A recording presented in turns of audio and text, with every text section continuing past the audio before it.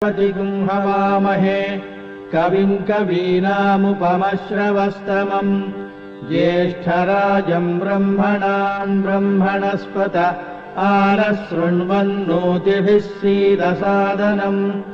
ॐ महागणाधिपतये नमः।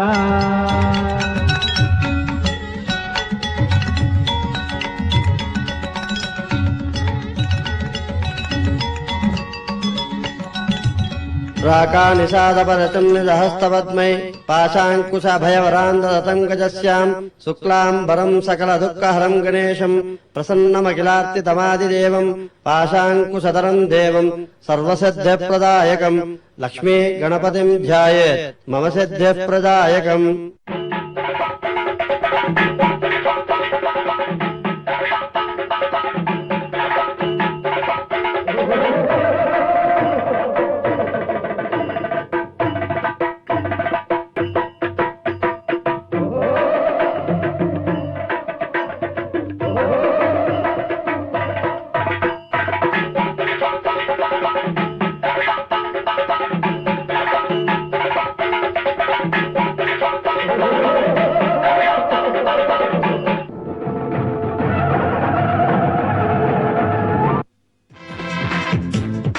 మన గ్రామ దేవతల పుణ్యకథలు శుక్రవారం ఉదయం 8:30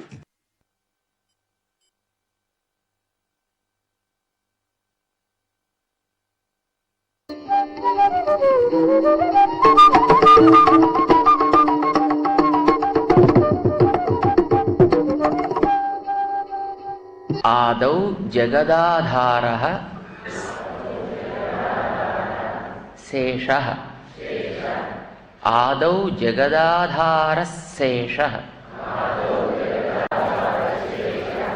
తదను సుమిత్రానందన వేషః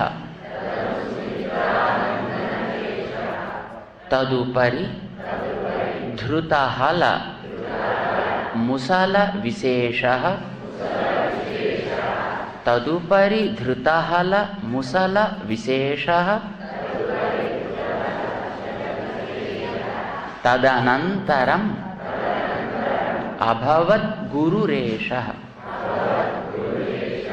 తదనంతరమభవద్గురురేషః. అదే నిన్నటి శ్లోకం చెప్పుకున్నది. ఈవేళ దానికి ముందు వెనక ఉండే 2 శ్లోకాలు మనం చెప్పుకుందాం. ఈ లోకంలో మనకి భగవంతుడు ఎదురుకుండా కనిపించేటప్పుడు ఆ భగవంతుడి కోసం ఎక్కడికో పరుగులు పెట్టాల్సిన అవసరం లేదు.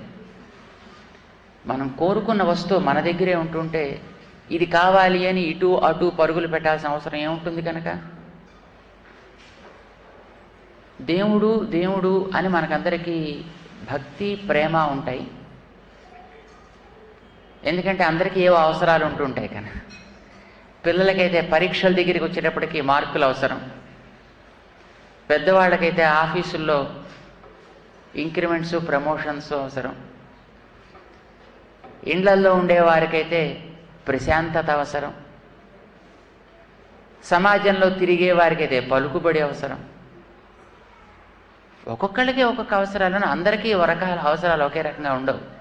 అది మనిషి నుంచి మనిషికి మారుతూ ఉంటాయి. ఎవరికి ఏ అవసరం ఏర్పడితే దాన్ని పూరించడం కోసం దేవుణ్ణి ప్రార్థించాలి అని అనుకుంటారు. కానీ ఎక్కడ ప్రార్థించాలి దేవుణ్ణి? దేవుణ్ణి ప్రార్థించాల్సిన చోటు ఉంటుంది కదా. మీకు టీవీ మీద బొమ్మ చూడాలనిపిస్తోంది, దాన్ని ఎక్కడ నొక్కాలో తెలియాలి కదా. వెళ్ళి దాని మీద అక్కడ కొట్టు, కనిపించు కనిపించు అని పైన కొట్టామనుకోండి అంటే టీవీ వాడే ఊరుకుంటుంది. దాన్ని ఎక్కడైతే దాని బటన్ మనం ప్రెస్ చేయాలో దాన్ని ప్రెస్ చేస్తే మనకు కనిపించాల్సిందే, అది కనిపిస్తుంది.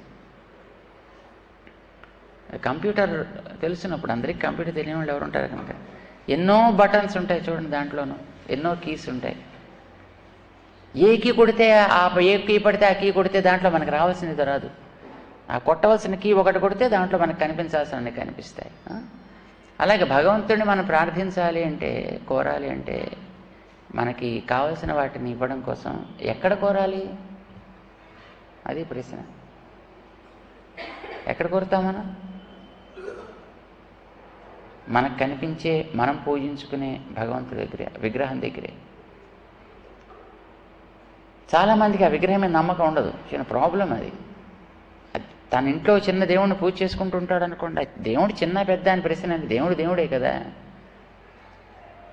సూది పొడవాలి అంటే ఇంత సూది ఉంటేనే పొడవాలి నియమమే. సూది ఇంతున్నా పొడుస్తుంది, నిప్పు ఇంతున్నా కాలుస్తుంది. సో దేవుడు ఇంతున్నా అంతున్నా ఎంతున్నా దేవుడు దేవుడే. నమ్మకం కావాలి, అది చాలా ఇంపార్టెంట్ అన్నమాట. ఆ దేవుడి మీద మనకి నమ్మకం ఏర్పడితే మనకి అక్కడే అడగచ్చు, అక్కడి నుంచి పొందొచ్చు. అప్పుడు మనం ఇటు అటు ఊరికి పరుగులు పెట్టక్కర్లేదు. చూడండి, తిరుపతి లాంటి చోటుకి వెళ్ళిపోయి అక్కడ దేవుడి దగ్గర రష్ పెరిగిపోయి అక్కడ రోజుకి 40,000 నుంచి 60,000కి వెళ్ళిపోయి 60,000 నుంచి 1,00,000కి వెళ్ళిపోయి ఎకంటే వాళ్ళ గుళ్ళు తీసేద్దామా, గోపురాలు తీసేద్దామా, లేకపోతే ప్రాకారాలు తీసేద్దామా, దేవుడికి వచ్చి బయటికి ఎగ్జిబిషన్ పెట్టేద్దామా అనిపించే స్థితి రానవసరం లేదు కదా. మా ఇంట్లో పూజ చేసుకునే దేవుని మీద నమ్మకం ఉంటే ఇక్కడి నుంచి ఈ గుళ్ళకి ఆ గుళ్ళకి పోయి అక్కడి నుంచి 11 ప్రదక్షిణలు చేసేయాల్సిన అవసరం రానే రాదు కదా. మన ఇంట్లో దేవుడి మీద నమ్మకం ఉంటే అది మనం ఎంత ఉంది అనేది మనకి మనం ప్రశ్న వేసుకోవాలి. అది మనం వీ నీడ్ ఆస్క్ ఎనీబడి. ఆ విశ్వాసం చాలా ఇంపార్టెంట్. నీ ఇంట్లో నువ్వు పూజ చేసుకునేటటువంటి స్థానంలో ఉండే నీ దైవం పరమపదంలో ఉండే అక్కడ ఉండేవాడి కంటే కూడా చాలా పవర్ఫుల్ నీకు, ఫర్ యూ. మిగతా వాళ్ళకి వాళ్ళ పూజ చేసుకునేటువంటి దేవుడు చాలా పవర్ఫుల్. మరి అలాంటి అప్పుడు మీరు ఎక్కడికి వెళ్ళాలి, ఎక్కడ పరిక్రమలు చేయాలి? మరి అయితే ఇంకెందుకండి, అయితే ఇంక మేము తీర్థయాత్రలు అన్నీ కూడా దూరంగా మానేచ్చండి. తీర్థయాత్రలు మానేమని చెప్పడం మా తాత్పర్యం కాదు. ఆ తీర్థయాత్ర ఎందుకు చేస్తామంటే మనం చేసుకునేటటువంటి మన దగ్గర ఉండేటువంటి దైవం ఏ ఏ ప్రాంతంలో ఎంతెంత అందంగా ఉన్నాడు, ఎక్కడెక్కడ ఎవరెవరికి ఎట్లా తనని చూపించుకున్నాడు, ఎక్కడెక్కడ ఎవరెవరి విషయంలో తన ప్రభావాన్ని ఎలా ఎలా చాటాడు, అది ఆ ప్రాంతానికి వెడితే నీకు స్పష్టంగా కంటితో చూడటానికి, చెవితో విని ఆనందించడానికి బాగుంటుంది కనుక అక్కడికి వెడతాను తప్ప నీ దేవుడి కంటే అక్కడ ఉండేవాడు గొప్పవాడని వెళ్ళడం అనుకుంటే నీకు దేవుడు అక్కడ లేడు, ఇక్కడ లేడు, 2 చోట్ల ఉంటాడు. చేత మనకు కావలసిన దాన్ని మనం ఇక్కడి నుంచే పొందొచ్చు. అలా మనకు అందించడం కోసం వచ్చినటువంటి మొదటి మూర్తి శ్రీరంగనాథుడు. ఆ మొట్టమొదటి అర్చామూర్తి అని అంటాం. ఆ అర్చామూర్తిని ఉపాసించి తద్వైభవాన్ని అనుభవించి మనకు అందించిన మహనీయులు ఆచార్యుడు. మనకి ఆ మూర్తి మీద విశ్వాసం కలగాలంటే ఆచార్యుడు చెప్పిన మాట మీద మొదటి విశ్వాసం కలగాలి. ఇది కలిగితే అది కలుగుతుంది. ఆచార్యుడు చెప్పింది వాస్తవము అనుకుంటే నీ దేవుడి మీద నీకు విశ్వాసం కలుగు. నీ దేవుడి మీద విశ్వాసం కలిగితే నీ కోరికలు ఆటోమేటిక్గా వాటంతటవే తీరుతాయి. మాకు అచంచలమైన విశ్వాసం ఉందండి, కానీ తీరట్లేదండి. There may be some other factors, ఇంకేవో కొన్ని ఉండొచ్చున్న కారణాలు. మనం చేసేటటువంటి క్రియలో లోపం ఉందో, లేదు అంతకంటే బలీయమైనటువంటి మన వెనకాతల ప్రారంధం ఉంది. సాక్షాత్తు శ్రీకృష్ణుడు తోడున్న పాండవులకి 13 ఏళ్ళు చూడండి అడవుల్లో పడి తిప్పలు పడక తప్పలేదు. ఏమంటాం అప్పుడు దాన్ని? కృష్ణుడిని చేతకాని వాడందామా, లేదా పాండవులకి ఉండేటువంటి విశ్వాసం తక్కువ ఉందామా? 2 ఉన్నాయి. పాండవులకి చాలా గొప్ప విశ్వాసం, మరి కృష్ణుడు సాక్షాత్తు మొత్తం కావాలంటే ఏదైనా ఎలాగైనా చేసేయగలిగినటువంటి మహనీయుడు ఆయన, చిన్నప్పటి నుంచి చూపిస్తున్నవాడు ఆయన. స్టిల్ ఎందుకు వాళ్ళు 12 ఏళ్ళు అరణ్యవాసం, ఓ ఏడాది అజ్ఞాతవాసం? ఏం అంటే ఉండేటటువంటి వెనకాతల కర్మని అనుభవించడం కూడా ఒక అవసరమే. అందుచేత ఏది ఎప్పుడు ఎలా జరగాలో అంతవరకు దాన్ని వెయిట్ చేసి అప్పుడు జరిపిస్తాడు భగవంతుడు మనకు ఉండేటువంటి విశ్వాసం. తర్వాత ఇప్పుడు నువ్వు గింజ నేలలో వేసిన తర్వాత టక్కుమని మన్నాడికి ఎలా వచ్చేస్తుంది, అలా పైకి వచ్చేస్తే అది మాయ. అది నీకు వెంటనే వచ్చింది, వెంటనే పోతుంది. క్రమంగా వచ్చింది, అది క్రమంగా ఉంటుంది. అది కూడా కాదు. భగవంతుడి యొక్క వైభవాన్ని, అర్చామూర్తి యొక్క గొప్పతనాన్ని మనకి చెప్పినటువంటి మహనీయులు రామానుజాచార్య స్వామి. వారు అనుభవించారు, వారు దాన్ని మనకి చెప్పారు. రామానుజుల చరిత్రని మీరు వినుంటారేమో. రామానుజుల వారి మీద కూడా మారణోపాయాల్ని ప్రయోగించిన వాళ్ళు ఉన్నారు. వారు ఏ దేవుణ్ణి నమ్మారో ఆ శ్రీరంగనాథుడి దగ్గరికి వెళితే అక్కడ ఇచ్చిన తీర్థాల్లో కూడా విషం కల్పించిన మహనీయులు ఉన్నారు. ఏ క్షేత్రాన్ని వారు విశ్వసించి అత్రైవ శ్రీరంగే సుఖమాస్వ, ఈ శ్రీరంగంలోనే నాకు దేహం ఇక్కడ జారాలి తప్ప మరి చోట కాదు అని అనుకున్నటువంటి వారికి ఆ శ్రీరంగంలో వారు భిక్ష చేద్దాం అనుకుంటేనే ఆ భిక్షలో విషం కలిపి పెట్టినటువంటి బుద్ధిమంతులు కూడా ఉన్నారు. అలాంటి ఊరు నుంచి వారిని 12 ఏళ్ల పాటు కర్ణాటక రాజ్యానికి రహస్యంగా వెళ్ళిపోయేటట్టు చేసిన మహనీయులు ఉన్నారు, వెళ్ళాల్సి వచ్చేట్టుగా. మరి ఏమండి అలాంటి వారికి కూడా అంతలో వస్తే ఇంకేమిటండి అని అనకూడదు. భగవంతుడు మనకి ఇచ్చేటటువంటి అనుగ్రహం ఎలా ఏది ఇవ్వవచ్చునో అది తెలిసి తానిస్తాడు. మనం దాన్ని అనుభవిస్తాం, అది వాడి అనుగ్రహంగా స్వీకరిస్తాం. అది ఒక్కొక్కసారి మనకి ఇష్టం కావచ్చు, మనకి కష్టం కావచ్చు, అది వేరే విషయం. మన ఇష్టంతో మన కష్టంతో కాదుగా ప్రశ్న. ఇప్పుడు మీరు ఆభరణాన్ని ఒక బంగారం నుంచి తయారు చేయాలి అంటే ఆ బంగారాన్ని వేడి చేయాలి, మరిగించాలి, ఆ తర్వాత దాన్ని సానపట్టాలి. సానపడుతుంటే ఎంత కష్టంగా ఉంటుందండి. దాంట్లో ప్రాణం లేదు కనుక సరిపోయింది, కానీ దాంట్లోనే ప్రాణం ఉందనుకోండి ఎలా ఉంటుంది, దానికి సానపడుతుంటే ఎంత అందంగా ఉంటుంది. నరకాన్ని గురించి ఎప్పుడైనా విన్నారు మీరు? నరకం, ఆ నరకంలో ఏదో నూనెల్లో వేసి మరిగిస్తారు, రంపాలతో కోసేస్తారన్నారు, ఎప్పుడైనా విన్నారు? మరి వెంటనే మీకు డౌట్ రాలేదు? ఏమండి నూనెలో వేసి మరిగిస్తే వాడు ఉంటాడండి, పోడండి అక్కడి నుంచి, చచ్చిపోడండి అనిపించలేదా ఇప్పుడు మీకు? ఏమండి రంపాలతో కోస్తుంటే వాడు బతికుంటాడు ఏమిటండి ఎవడైనాను అనిపించలేదండి ఎవడు? మీకు శాస్త్రం మీద అంత నమ్మకం ఉంది కానీ అనిపించి ఉండకపోవచ్చు.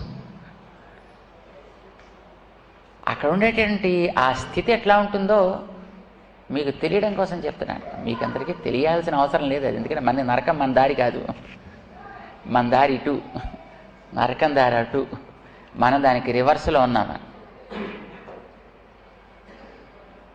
అక్కడికి వెళ్ళిన తర్వాత అక్కడ ఓ శరీరం ఇస్తాడు. అక్కడ ఏ ఊళ్ళోకి వెళ్తే ఆ ఊరికి తగినటువంటి శరీరం కావాలి కదా. ఇప్పుడు మనకి పోలీస్ డిపార్ట్మెంట్కి పెడితే పోలీస్ వేషం వేసినట్టు, మరి ఇంకో నేవీకి పెడితే అక్కడ నేవీ వేషం వేసినట్టుగాను. ఇప్పుడు ఈ భూమి మీదకి వస్తే ఈ వేషం, బట్ ఆ లోకానికి పెడితే అక్కడ ఇంకో బాడీ వస్తుంది, అక్కడ వేషం వేరు. ఆ బాడీ ఎలా ఉంటుందో తెలుసునా? నూనెలో వేసి మరిగిస్తుంటే ఆ మరుగుడు వల్ల వచ్చే మంట తెలుస్తుంది, కానీ శరీరంలోంచి విడిపోవడండి. ఆ శరీరం ఏంటి జాగ్రత్త దాంట్లోనే ప్రిజర్వ్ చేసి పెడు. ఇక్కడ మన దగ్గర శరీరం కానీ నూనెలో వేస్తే శరీరంలోంచి కాస్తే జీవుడు పోతాడు. అక్కడ బాధ తెలుస్తుంది కానీ వాడిపోవడం, ఆ శరీరం పాడైపోదు. మరి ఆ పర్పస్ అదే కదా, ఆ ఊర్లోకి వీడిని పంపించడం వల్ల జరగాల్సింది ఏదో అది పర్పస్ అది కదా, బాధ పెట్టుట. ఇప్పుడు మీరంతా టీవీలు చూసేవాళ్లే కనుక మీకు ఇలాంటి బాగా తెలుసుంటాయి, ఎందుకంటే టీవీలో చూపించేవన్నీ అవే కదా. ఒకడిని హింసించాలి అంటే వాడిని ఆ వేడి వేడి రూమ్లో పెడతాడు. ఆ రూమ్లో వాడు చావడు బతకడు, మండిపోతూ ఉంటుంది అనమాట ఆ రూమ్. పోనీ పోదామా అంటే పోదు, అలా ఉండదు. మళ్ళీ మా చిన్నప్పుడు కథ చెప్తుండేవారు. రాజుల దగ్గరికి వెళ్ళినప్పుడు శిక్ష వెయ్యాలి అంటేట వాడికి 100 కొరడా దెబ్బలు కొట్టాలనుకోండి, వాడు అన్ని 100 కొరడాలు ఒకసారి తినలేడు. అంచిక 5 కొరడా దెబ్బలు కొట్టి మళ్ళీ కాస్త వాడి ఉపశమనం కలిగించి మళ్ళీ ఇంకో 5 కొడతాడు. వంద అనుభవించాలి వాడు. అంటే ఎలా చేస్తే అనుభవిస్తాడో చూసేవాడికి అట్లా అనుభవింపజేస్తాడు అనమాట. అట్లా నరకలోకంలో ఉండేటువంటి బాడీస్ కూడా దుఃఖాన్ని అనుభవిస్తాయి, కానీ ఆ ఉండాల్సిన కర్మ తొలగేంత వరకు కూడా ఆ జీవుని అందులోంచి బయటికి వెళ్ళనివ్వో. బాడీకి కలిగే ప్రతి బాధ తను తెలుసుకునేటట్టుగా చేస్తుందని, అప్పుడే కదా కర్మ తొలగిపోయేది. సో అక్కడ శరీరాలు అట్లాంటివి వస్తాయి అని అంటారనమాట.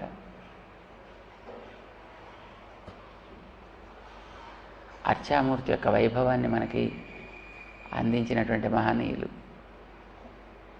రామానుజుల వారు. అంత మహనీయులకే వారికి ఇలా ఉండతగును అని భగవంతుడు అనుకున్నాడు కనుక వారికి కూడా మనం కష్టాలు అనుకునే వారికి అనుభవింపజేశాడు. మనం అయ్యో పాపం అని అనుకుంటాం, మనకేదో తెలియక మనది మహా గొప్పగా ఉన్నట్టుగా. కానీ అది తను దయ కలవాడే అయినప్పటికీ, తను చేయగలిగిన వాడే అయినప్పటికీ కొన్ని తను అట్లా చేస్తాడనమాట. విశ్వాసం ఏం జరిగినా వారికి చెదరలేదు, దాన్ని వారు నిరూపించుకున్నారు. అర్చామూర్తి మీద విశ్వాసం కల వాళ్ళంతా అట్లా నిరూపించుకున్నారు. అంటే భగవంతుడు అక్కడే ఉన్నాడు కనుక ఆయనకి అది ఎస్ ఇవ్వతగును అని అనిపిస్తే దట్స్ ఫైన్, దాన్ని స్వీకరిద్దాం అనే అనుకుంటారు ఆ మహనీయులు. అట్లా అర్చామూర్తి యొక్క గొప్పతనాన్ని నిరూపించినటువంటి మహనీయులు రామానుజుల వారు. అందుకే వారిని అర్చామూర్తికి మూలమైనటువంటి శ్రీరంగానికి విజయధ్వజం అని అంటారు. అంటే రామానుజులను అంతలా అన్ని రకాలుగా చేసినా బట్ చివరికి మళ్ళీ పాపం వాళ్ళంతా ఒప్పుకున్నారు.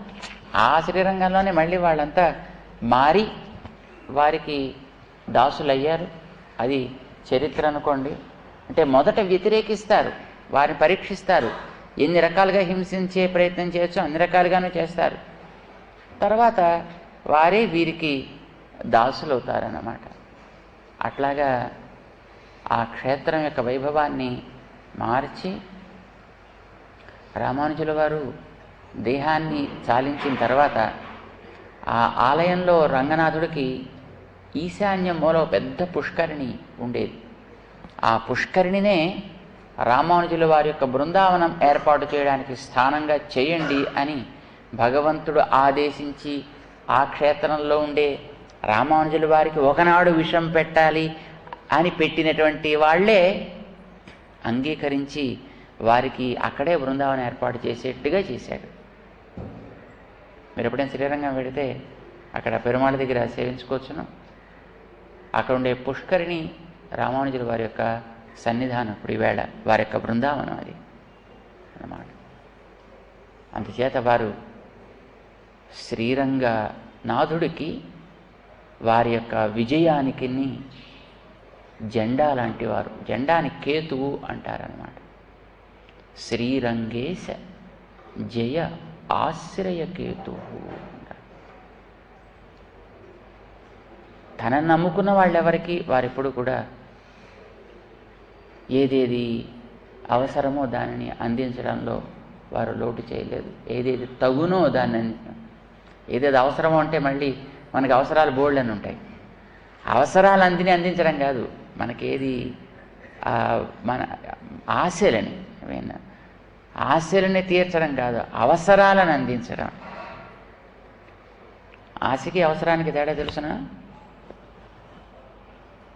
గులాబ్ జామ్ తినాలి ఆశ, ఆహారం శరీరానికి అవసరం, అది అవసరం కదా. సమయానికి ఇంత ఆహారం తినడం అవసరం. అందులో స్వీట్లు హాట్లు ఆశలు. ఆశలన్నీ భగవంతుడు తీరుస్తాడని అనుకోకండి, అవసరాలు మాత్రం తప్పకుండా తీరుస్తాడు. మనకి ఆచార్యులు అనుగ్రహించేది అది. అందుకే వారిని శ్రితజన సంరక్షణ జీవాతు. జీవాతు అంటే life saving drug. Life saving drug.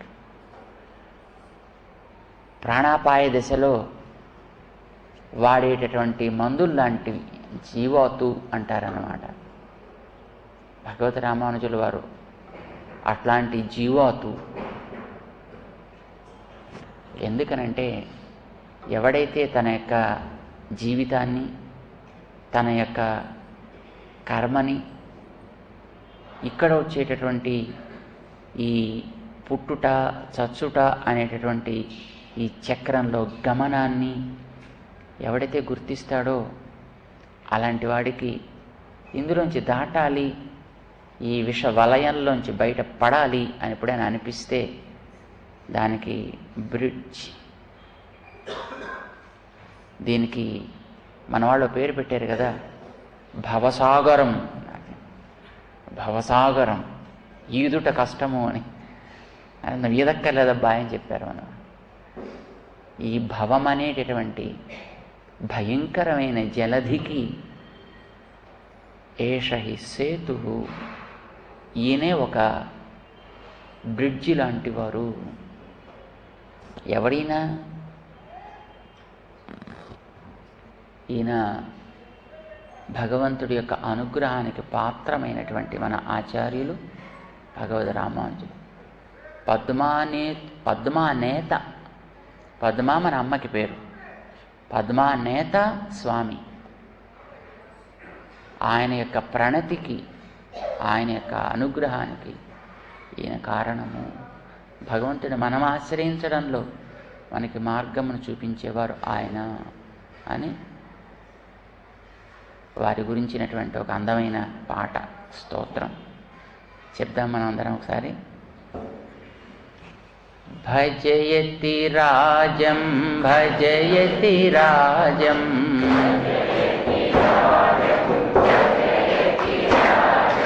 భజయతి Rajam భవవీరో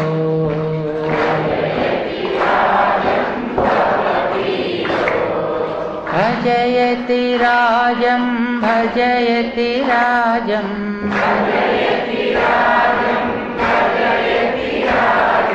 భజయతి Rajam భవవీరో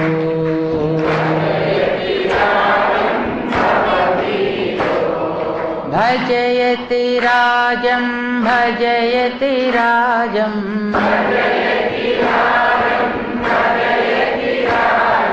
భజయతి Rajam భవవీరో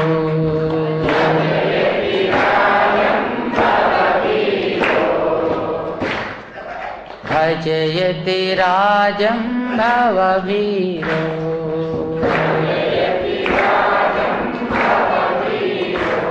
మొదటి శ్లోకం. శ్రీరంగే సజయాశ్రయకేతు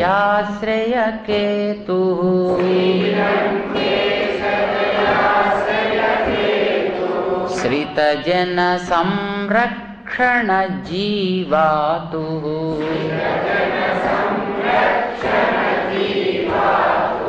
శ్రితజన సంరక్షణ జీవాతు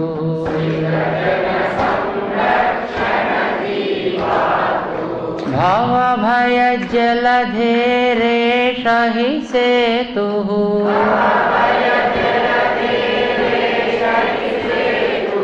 భవభయ జలధేరేష హి సేతు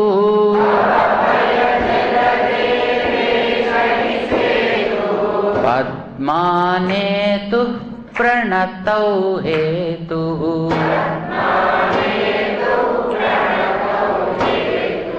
పద్మానేతు ప్రణతౌ హేతు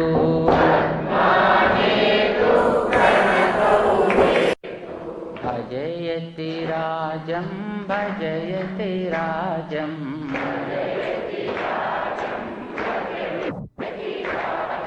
భజయతి రాజం భవవీరో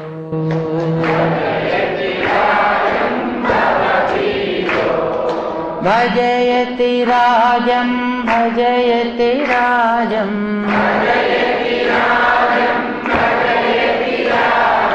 భజయతి రాజం భవవీరో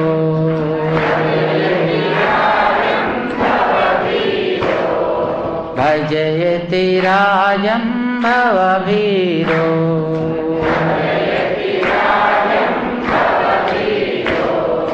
భజయతి రాజం భవవీరో.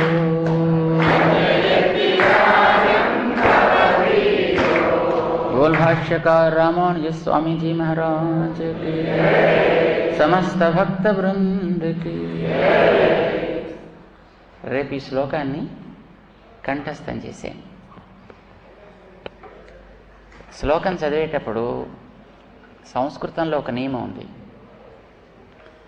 విసర్గలు వచ్చిన తర్వాత ఎప్పుడైనా మళ్ళీ పా లేకపోతే కా అనే అక్షరాలు వచ్చాయనుకోండి, ఆ విసర్గాల్ని పూర్తిగా పలకూడదు, సగం కట్ చేసి పలకాలని. చూడండి, ఇప్పుడు మీకు ఆ చెప్పిన శ్లోకంలో పద్మా నేతు ప్రణతౌ హేతు అని కదా ఉంది. నేతు విసర్గలు వచ్చాయి అక్కడ, దాని తర్వాత పా వచ్చింది. అప్పుడు ఆ మొదటి విసర్గను ఎట్లా పలకాలి? మనం సగాన్ని కట్ చేస్తాం అన్నమాట. సగమే పలుకుతాం. ఉహు అన్నాం, అని వదిలిపెట్టేస్తాం. పద్మా నేతు, నేతు విడదీస్తే ప్రణతౌ హేతు, కలిపామనుకోండి పద్మా నేతు ప్రణతౌ హేతు, నేతు ప్రణతౌ అని పలకం అన్నమాట. పద్మా నేతు ప్రణతౌ. మీరు విష్ణు సహస్రనామం పారాయణ చేస్తుంటారు కదా, చాలా బాగా మీకు అందరికీ వచ్చును. అందులో ఈ విసర్గల తర్వాత కా పా అనే అక్షరాలు వస్తాయి. అక్కడ కూడా అలాగే పలకాలి. పూర్తిగా విసర్గల్ని చెప్పకూడదు. తర్వాత కా కానీ పా కానీ వస్తే చూడండి, మీకు దాంట్లో చాలా శ్లోకాలు వస్తాయనుకోండి. ఏకో నైక సవః కిం యత్త పదమనుత్తమం శ్లోకం ఉంది కదా, మనకి దాంట్లో వచ్చును. ఏకో నైకః సహ వహ కహ సవః కహ్ కిం. వహ తర్వాత కహ వచ్చింది. వహ విసర్గల తర్వాత కా వచ్చింది అనుకోండి, అప్పుడు ఆ విసర్గను సగం కట్ చేసి వహ్ కహ వహ కహ అనం. వహ్ కహ అలాగే.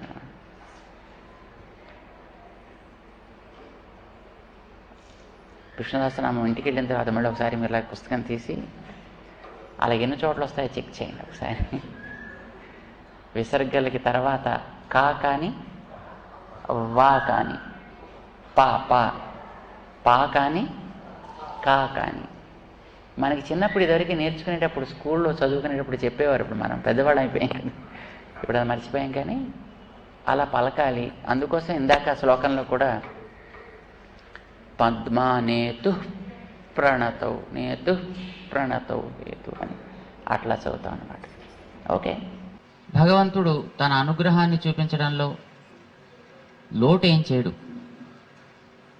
ఆయన అనుగ్రహాన్ని వాడుకోవడానికి కావలసిన శక్తిని మనకివ్వడంలోనూ లోటు చేయడు.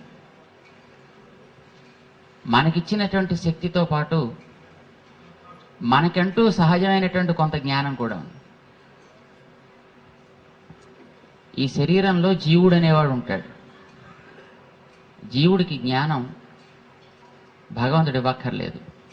జీవుడికి జ్ఞానం సహజంగానే ఉంది. జీవుడికే కాదు, దేవుడికి కూడా జ్ఞానం సహజంగానే ఉంటుంది. దేవుడికి జ్ఞానం ఎవరు ఇవ్వరు, జీవుడికి జ్ఞానాన్ని ఎవరు ఇవ్వరు. ఈ జీవుడు దేవుడు ఇద్దరు కూడా జ్ఞానంతో, సహజమైన జ్ఞానంతో ఉంటారు. అయితే ఆయనకి జ్ఞానం మూతపడదు ఎప్పుడూను. మనకెప్పుడు జ్ఞానం మూతపడుతూ ఉంటుంది. ఎందుకు మూతపడుతుంది అనంటే, ఆయన పెద్దవాడు కనుక అన్నిటినీ చూడగలుగుతాడు. మనం చిన్నవాళ్ళం కనుక అన్నిటినీ మనం చూడలేం. క్రింద కూర్చున్న వాడికి తన చుట్టూ ఉండేటువంటి కొంత ఏరియా మాత్రమే కనిపిస్తుంది. కానీ అదే కొంత ఎత్తు మీద కూర్చున్న వాడికైతే అటుపక్కనే ఉంది, ఇటుపక్కనే ఉంది, ఇటుపక్కనే ఏమేమి ఉన్నాయి అనేవి స్పష్టంగా కనిపిస్తాయి కదా. ఇక్కడ వాడి